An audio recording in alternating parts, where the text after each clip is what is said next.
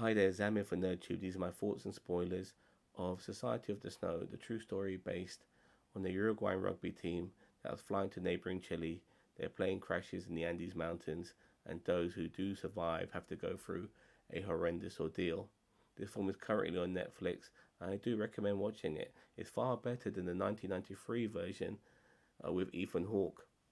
Now, both those films do follow very similar beats because it is based on a true story. There's only so much swaying you can do.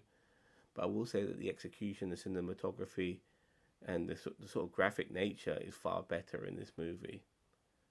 Now, I will say that these lads, being young guys in the early 20s, they're rugby players, so they're quite athletic. That in a way kind of helped them maybe survive this ordeal because some of the shit they go through whilst the plane is crashed and they have to make this crash plane their home is really tragic. It's really scary. It's really depressing. And if you've seen the 1993 film, which what made that movie so renowned, and spoilers ahead, is what happens in this film as well, is cannibalism. Many people died in that plane crash. Many people died whilst the plane was on the ground because they had terrible injuries. They had terrible wounds. They were never going to recover from them. So it was only a matter of time until they died as well.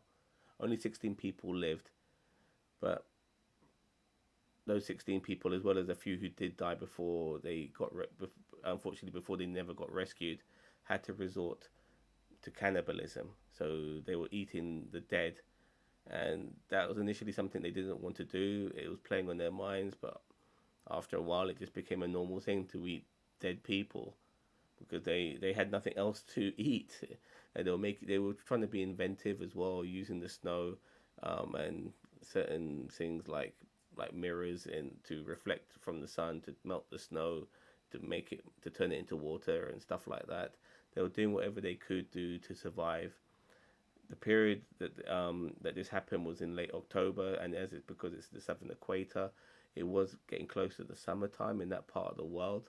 So once things started to get a little bit warmer, the stronger guys in that group decided to leave their camp and go look for some help. And obviously they do find the help because this is a story about those who did survive. And those are the uplifting moments because a lot of bad shit happened to these guys whilst they're stuck in this crater within this mountain. It's not paradise. It's far from it, and there's one problem after another that keeps piling on them, and it's very very depressing. So you do get that uplifting moment when they do survive, and when you do see the survivors around other people, you realize how different they look. They're malnourished beyond belief. Their beards have grown. They look like prisoners of war. But the war they survived was that of Mother Nature in some of the harshest conditions imaginable. It's a really good film. I do recommend it. I give it an 8 out of 10. It's currently on Netflix. And you can watch it in English or Spanish with subtitles, whatever you want. It's really good.